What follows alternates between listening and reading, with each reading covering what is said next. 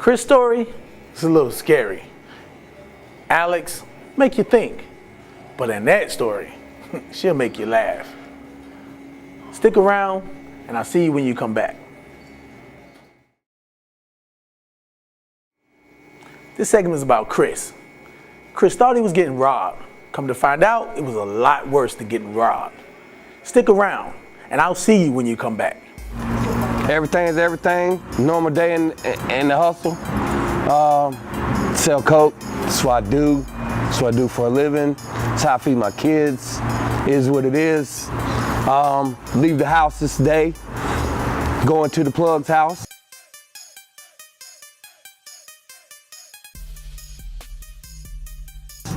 I'm gonna re-up, come back, sell coke again.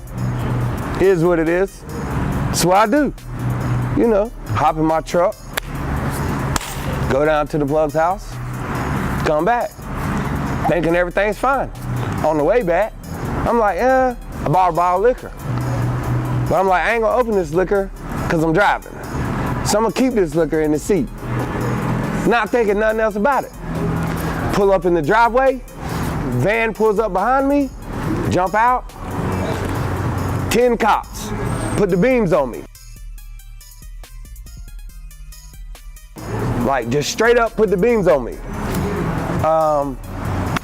In my mind, I'm thinking right then, at that moment, I'm like, I'm glad I ain't opened this liquor.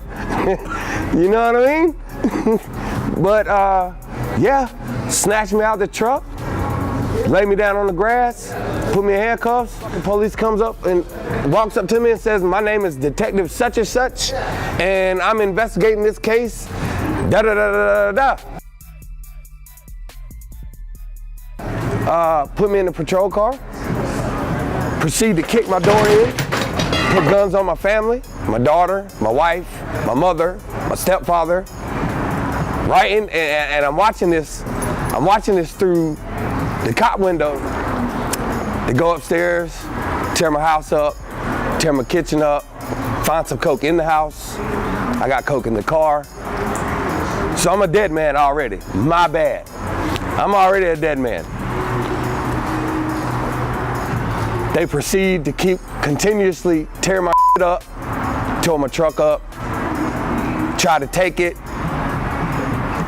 try to lock my mom up, try to lock my wife up because I had coke in the house. Completely a dumb day. Completely a dumb day. At the end of the day, it's my bad. Well, when I saw the van pull up, I thought I was finna get robbed. Never thought it was gonna be the police. Like, everything, I had the same routine.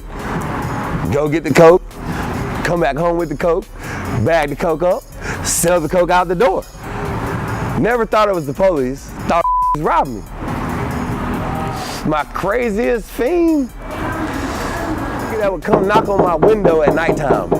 Like, he would come knock on the window, want some coke. Bad off, real bad off. Away from my window. You know what I mean? Not today, not today. Call me tomorrow. If I could do anything differently, I would have gotten a steady job. I'm doing great now.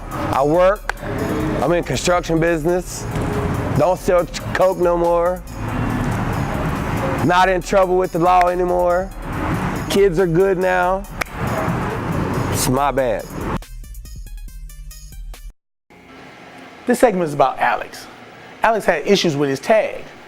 Then he missed court. See what happens, and I'll see you when you come back. Yeah, my name is Brown Bear. I'm out here on my bad. So I'm out here.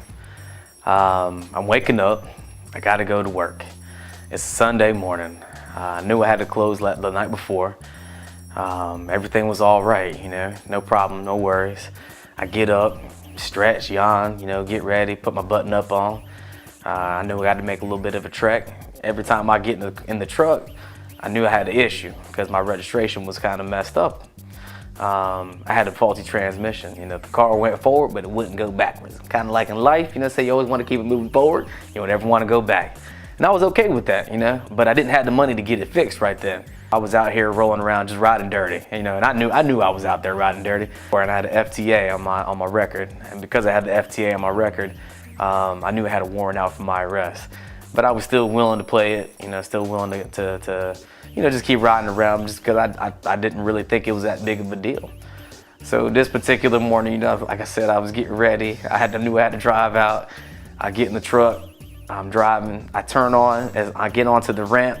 As soon as I get onto the main road, I'm driving on the main road and I see a cop right behind me. And I said, man, I know this guy gonna run my plates. I'm just looking at him. I'm just right then and there. I said, I already knew, you know what I'm saying? So I was like, all right, I got to dip out. I got to pull out a little bit, you know what I mean? Just let him go by me. And that way, you know, because if I thought maybe he was behind me for like 3-4 seconds, he wasn't gonna bother with me. So I pull into this daycare, and as I'm pulling into the daycare, I remember saying this. I said, not today, coppers, not today. So I pull in this joint, I park the car, and I'm just sitting there waiting. I said, man, these guys ain't gonna get me today. I gotta get to work. You know, I gotta make it on time. You know, it's early in the morning, it's a Sunday, I gotta make it on time. So I pull back out of the parking space, and I pull back onto the main road. And as I'm going down the main road, I see that same cop. He was actually about to do a U-turn to come into the daycare where I had just pulled into. So he sees my truck go by. As soon as he sees the truck go by, man, that joker, he got back on the main road, started following me. So I see this guy following me. I said, man, I know this guy running the plates. I know he got to be running these plates out here. So I keep driving, I keep it moving. And I pull in this development. As soon as I pull in the development, he lit me up. Man, that dude lit me up quick. And I pull in there, and I get it, you know, get into the car or stop the car, and he rolls up and, you know, starts asking me a bunch of questions and starts asking me if he knew that you know, I had an expired registration at that point. I said, yeah, I know I have expired registration. You know, I knew I was kind of caught at that point. No big deal, you know what I mean? I didn't think it was gonna be that serious. Next thing you know, they start calling for backup, you know what I'm saying? Like 3-4 other cop cars just roll out this bug. I'm like, man, this is a serious infraction. I was like, maybe they have confused me with somebody else at this point. I'm thinking like I have royally messed up. And these guys, they got 3-4 cars out here, and it's just little old me, you know, little Latino guy out here. And next thing you know, they got me in cuffs. They over here asking me questions and whatnot. And they asked me if they could search my vehicle. I said, no, you ain't got no warrant for that. So they let me go. They let me just sit in the back of the cop car. And I said, yo, please, can I please just call my job? And they were like, no, you can't call nobody. I said, but listen, I'm the opening manager at my job. I really can't, you know, like just not show up to work. Can I please just have a phone call so that I can call my people, let them know that I'm safe, but I'm getting locked up right now. And they were actually very accommodating and let me give a phone call out. And I was able to let everybody know that I was, even though that I was not in a great position, I was still okay, and I was still able to come into work later that day. So as I'm riding in the car, man, I'm like sitting there fooling with this guy, like trying to ask him questions and stuff, because I'm jovial, you know what I'm saying? Like, it's not like I'm about to do hard time or anything like that. I'm just getting arrested for an FTA at this point. And then I looked at the cop and I was like, man, I said, you know what? Congratulations, my dude. Congratulations. See them pop my jail cherry. Now I can say that I've been arrested thanks to you. And it was my bad. This segment is about Annette. Annette thought her husband and her girlfriend was throwing her a birthday party. Come to find out, her girlfriend had other plans. Check it out, and I'll see you when you come back. I got up that day, everything was fine. We're going on with normal business. This girl, she just want to be a troublemaker. It's the county we live in. She just want to be a troublemaker. And she said she wanted to keep on calling my husband, and I didn't like it. I didn't like it at all. Yeah, Annette, you know, just got it made. She's had these, and her friends and all sees it. She don't got a word. She gets anything she wants and needs at any time she wants. And they get jealous of her. So they try to come in between our relationship, hoping they could tear us apart. Maybe they could step into the picture. She called about 4 or 5 times before I got my belly full. And I started, it was it. I seen red, and I started calling her. I told her exactly what I was gonna do to her. When I seen her that morning, she was warm. I knew it was gonna be trouble because she don't stop. If she gets mad, she's gonna get her point across. I told her I was gonna beat her ass if she kept on calling my husband. That it was uncalled for, and I didn't walk around calling her man, and she didn't need to come walk around calling my man. That was it. After about 6, 7 calls, you know, it's time that it should have done been stopped already. She should have quit calling my phone, and she wouldn't stop out of spite. I guess she's gonna make her point to you. She thought this shit didn't stink. No, it happened so fast. We seen her at Dollar General. She just goes off. She decided she wanted to call the law on me.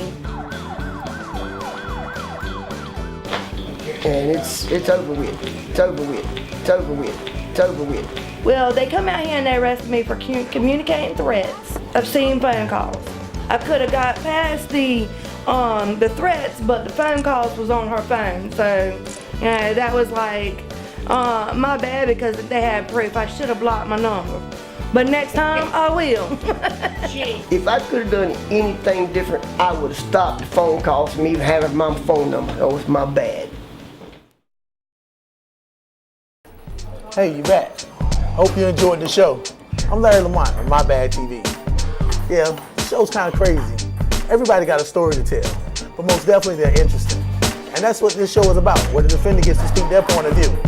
But I hope to see you again next week, same time, same channel, and I'll be looking for you.